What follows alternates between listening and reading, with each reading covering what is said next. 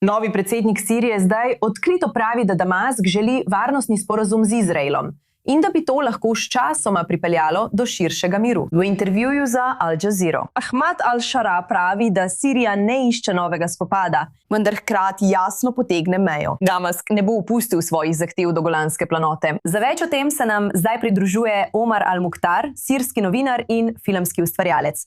Omar, najprej hvala, da ste danes z nami tukaj na i24 News. Kako bi to delovalo v teoriji? Izrael je Golansko planoto zavzel leta 1967. ZDA priznavajo izraelsko suverenost nad tem ozemljem že od prvega mandata Trumpa. Kako se lahko ti pogovori premaknejo naprej? Ko Sirija pravi, da Golanska planota ni predmet pogajanj, Izrael pa meni, je to ozemlje trajno izraelsko. Hvala, da ste me ponovno povabili. Pravzaprav je predsednik Ahmad al-Shara že od prvega dne svojega prihoda v Damask jasno povedal, da želi ubrati diplomatski pristop za reševanje vseh vprašanj z Izraelom. In ves čas poziva k spoštovanju sporazuma iz leta 1974, varnostnega sporazuma med Sirijo in Izraelom, ali vsaj prenovljene različice. V tem so že vodili pogajanja in v sirski vladi, v novi vladni doktrini, bi to lahko v prihodnosti vodilo do trajnega miru. Toda težava tukaj so, kot ste omenili, Golanska planota. Veste, Izrael je zasedel Golansko planoto leta 1967 in Sirija od takrat naprej poziva Izrael, naj se umakne z Golanske planote v zameno za mir.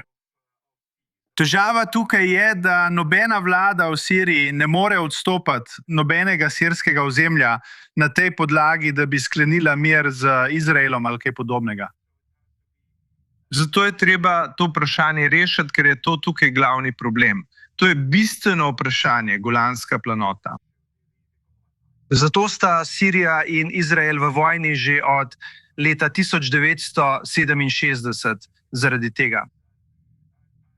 In sirska vlada je jasno povedala, da če bi Izrael vsaj priznal to dejstvo, bi lahko takoj začeli pogajanja za vzpostavitev miru med državama.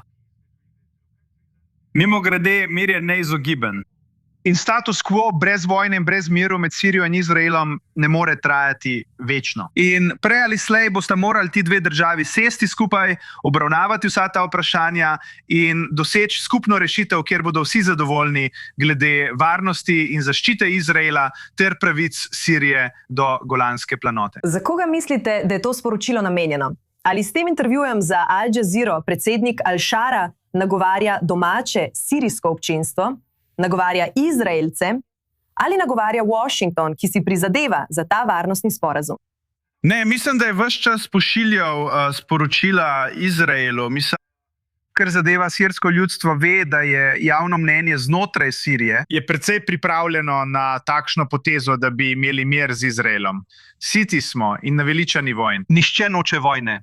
Mimogrede, če bi bil vzpostavljen mir med Sirijo in Izraelom, bi bila to prva arabska država, ki bi podpisala pravi mirovni sporazum z Izraelom, podprt strani množic. To ni podobno mirovnim sporazumom, ki ste jih imeli prej z nekaterimi sosednjimi državami, z vladami. Zdaj imamo mir z ljudmi, ne samo z vlado, ker bi ta mir podpirali ljudje. In da Ahmad al-Shara je ves čas od prvega dne pošiljal ta sporočila Izraelu. Usedimo se.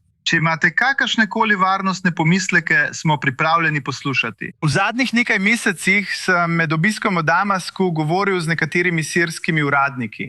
Vsi so se strinjali, da se lahko vse reši s pogovorom in sedenjem za isto mizo. Če ima Izrael kakršnekoli varnostne skrbi, jih lahko obravnava. Vendar morajo hkrati upoštevati trenutno situacijo v Siriji, tako da lahko obe državi najdeta skupno rešitev. To bi koristilo obema državama in bi vse usrečila ter zadovoljila. Dober pogled v prihodnost. Srečni in zadovoljni. Sprašujem se, ali lahko Izrael in Sirija upata na takšno prihodnost. Omar al-Mukhtar, lepo, da ste z nami na i24 News. Seveda, ni za kaj.